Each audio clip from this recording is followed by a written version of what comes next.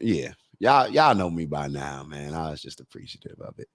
All right, so let's get into it. So we got a bunch of different videos, a little bit of this, a little bit of that. You know, we're gonna touch into the politics, touch into some sports, kind of catch up on something that we talked about last time with y'all boy Jamal Bowman, the congressman that pulled the fire extinguisher. We actually got some video of his response. This stuff is hilarious.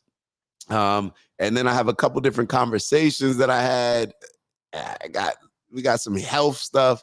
We're gonna get into everything, and we're gonna make sure that we get through everything.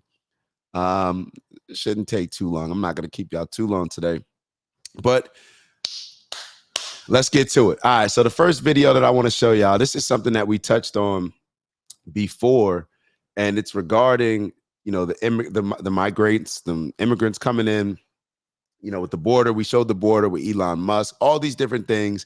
And I just wanted to share a quick video when it comes to these politicians. I've been at their necks for a while. I know a lot of y'all, I'm sure, feel the same way. But I want to play this clip that came from Valuetainment. I'm sure I mentioned Patrick Bet-David to y'all before. He had a great exchange with his team. Oh, sorry, my fault. I'm trying to pull it up.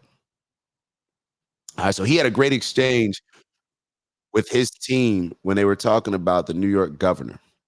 Now, we already talked about Eric Adams and how Eric Adams, you know, at first New York City, they were saying, you know, bring these immigrants in, bring them in. Like, this is not right what y'all are doing. Down in Texas and Florida, you should just let everybody in, all these different things. And then they started sending them to New York. So this is something that we've touched on in the past, but I've never even heard from this governor, to be totally honest. I didn't know who she was. But I just want us to kind of listen to a little bit of this conversation and see what we get from it. All right, so y'all take a listen, and then we'll respond. Of course, you know, I'll probably stop it 100 times, but it is what it is. Let's go. Bad policies have consequences. Check this out. Look at this hypocrisy. This is what America's experiencing. Can you go bring up New York's Hochul tweet that I sent you? Okay, you have it. There's two of them, okay? So the first one, she sounds like a noble person telling all migrants, come to New York. We have a place for you, okay?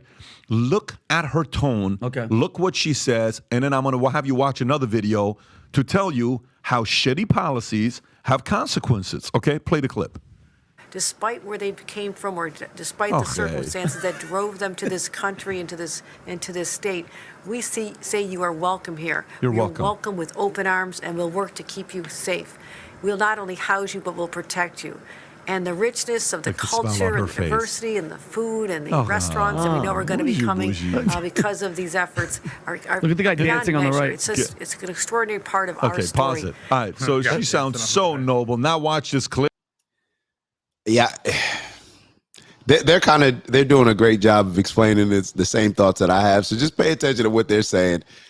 This was the before. So that was the before it became the crisis that it is today. But these are, she's a Democrat. These are, I believe she's a Democrat. She's got to be a Democrat. Whatever. This is the mindset beforehand. When you just like she's thinking about, oh, you know, it'll be amazing. All these people come, the restaurants that come from it, all these different things. It's like you're not thinking in reality, as if you're not responsible for a group of people here. It's kind of like, oh, just let everybody come in, you know, one of these type of things. But let's keep going. Clip just recently, and look what she says. This is the recent one. This is when hypocrisy. I mean, go ahead. We have to let the word out that when you come to New York, we're not going to have more hotel rooms. We don't have capacity. So we have to also message properly that we're at our limit. If you're going to leave your country, go somewhere else. But the smarter thing is to apply for asylum before you leave your country. Interesting. Wait, she said go somewhere else. What a racist. Hold on, what a racist. All right, so y'all heard the energy change. Speaking of energy. And what's funny about it and why I'm pointing it out is we got to realize that, and we talk about this all the time, so I'm sure y'all probably already realize it, but maybe for some of the new listeners, we have to realize that all of these politicians will say and do anything to be in power.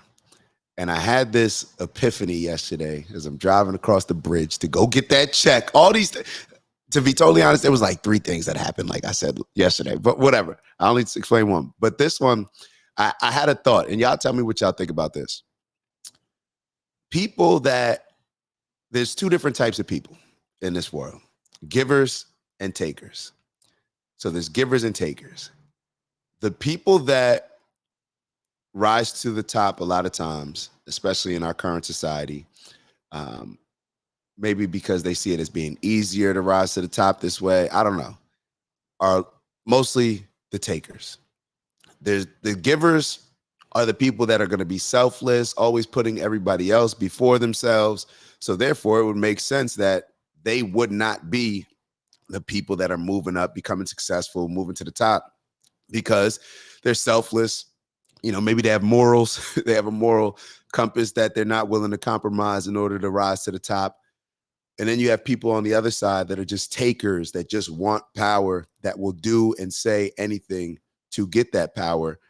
Those are going to be the people in this society that have risen to these top positions. And in politics, when you're influencing so many different people, we have to make sure that we're on point with being able to understand exactly why they're in the position that they're in, why they're telling us what they're telling us, who it benefits, how they benefit personally from it, and, you know, maybe the other side of things. So I expect every single person in a leadership position in politics, especially if you've been doing politics for your entire life, like these career politicians, you are never going to move in a way that's in my best interest.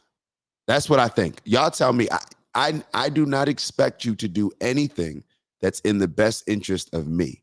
I only expect you to do what's in the best interest of you and your selfish needs and you wanting more and more power.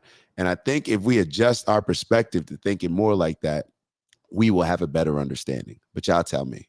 It's common. Is that the same lady? Wow, how racist of her to say go somewhere else. What happened all of a sudden, huh? Well, first say come, now you're saying don't come? Yeah, Which one is it? Eric Adams said the same thing. This is real life hypocrisy, because it's easy when you're in New York to say things to Texas, border states, California, New York, Arizona. What do you mean? We have to be compassionate. These people have problems. Not in We my have to let them in. Not in my But all of a sudden, backyard. when they show up in New York City, in your state, and they're taking hotel rooms and they're kicking old people out and veterans out, all of a sudden it's like affecting you now. Yeah. So anyone can sit there and be like, no, we have to let them. Yo, that is a real thing. And I hope that they get into this. I hope that we get to that part of the video. I think they touch on it. So in New York City, I don't know if y'all are aware of this, they have nursing homes that were receiving government funding. The nursing homes that were receiving government funding, it's like anything else. Once you receive money from somebody, they have a certain level of say-so in how you conduct your business. They were taking nursing homes that were caring for, obviously, elderly people that can't take care of themselves and forcing them to get rid of the elderly people, like converting these nursing homes or a certain amount of their beds to house people that were coming into the country. Do y'all understand how crazy that sounds? You're taking beds from people that are here in nursing homes and giving them to people that just came across the border. That's wild. Them in.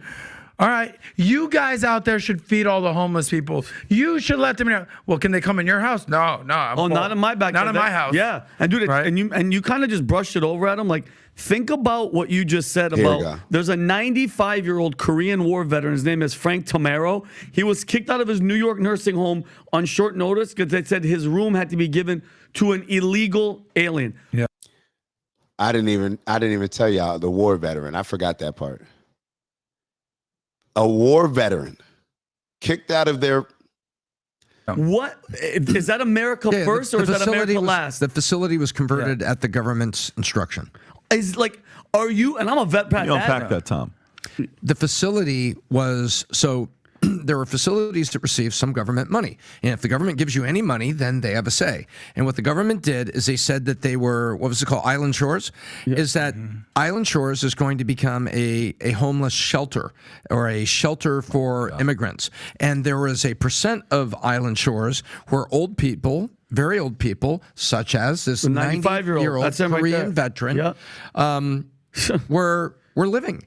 But they're saying this facility is no longer a retirement facility. So he and his family or his friends at his advanced age, he has a limited family, apparently, this guy.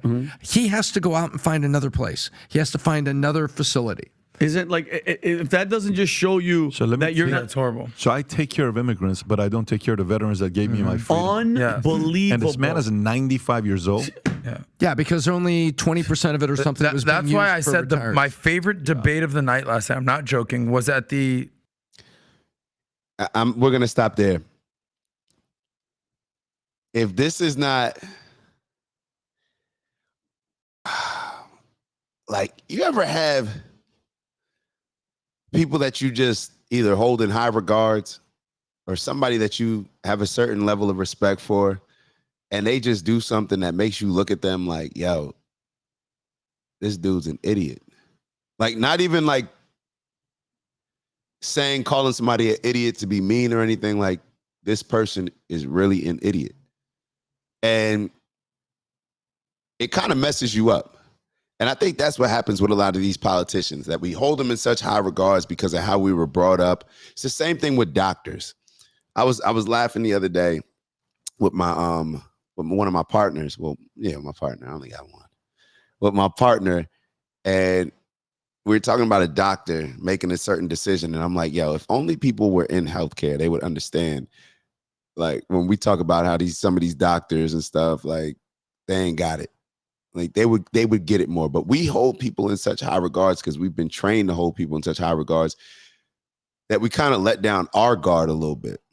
And I think this is what happens with a lot of these politicians, to where we get caught up on different sides where we're rooting for the, like fans and stuff. And then we're not able to just simplify certain things and then we end up just allowing our politicians to make decisions for us that just don't make sense. And this is just another example. Like, people just saying whatever they need to say to, oh, let's bring the immigrants in. Oh, that's hey, what side are we on today?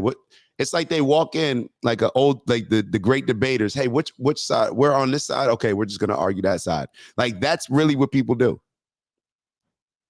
They just have their team, have their side, and they're pushing it. And then you see an instance like this to where they actually come back around. But there's no like accountability, to address what was said before, what was done before. You're saying that there's a crisis, you're saying all this, but you're also neglecting to say that you're the person that caused it, that you're the person that allowed all these things to come in. But there's no accountability taken on your end. So I don't know. Yeah, is what it is. We're going to stick with politics. And I want to show y'all this video on Instagram from Van Lathan.